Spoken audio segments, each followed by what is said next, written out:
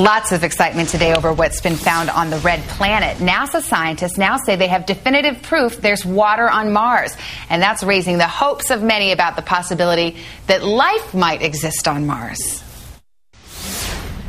It's the evidence scientists and space lovers have long been thirsty for. Hard proof there's water on Mars. The discovery announced at a news conference at the University of Arizona.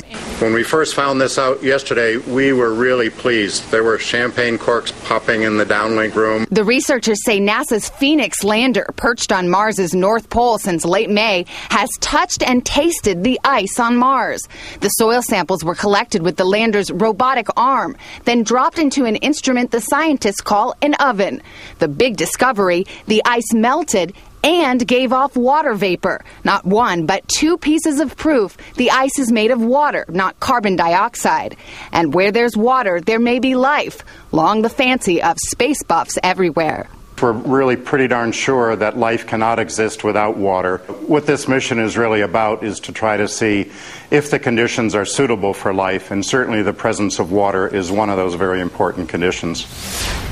Dr. Jim Zimbelman is with the National Air and Space Museum. Thanks for being with us. So are you popping the champagne corks too? Is this pretty exciting? It is definitely exciting. I wouldn't say it popped champagne corks because the geologists have thought there's been water on Mars for quite some time. It's just this is the first definitive proof that the instruments have actually measured it. That's the way it was explained to me, because we've seen pictures, of course, of riverbeds on Mars, but this is the first time we've gotten our hands on ice and seen that it melted and it gave off water vapors. So for the non-scientists among us, what's so exciting about that? For me, it's confirmation of what we had inferred from remote sensing alone, which, as good as it is, it's much better to actually have physical contact. And I like Bill Boynton at the press conference yesterday said we have tasted the Martian water. That's what these instruments are doing now. Rather than just working remotely, it's physically touching it and doing the chemistry on it directly. Well, everyone knows from grade school that where there's water, there's perhaps life, that you need water to have life. What kind of life will we be talking about? We may have visions of Martians, but I don't think that's what we're talking about.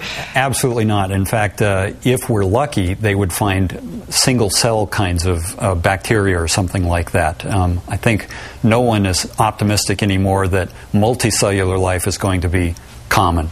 But as the piece on the tape said, as far as we know, you need water somehow.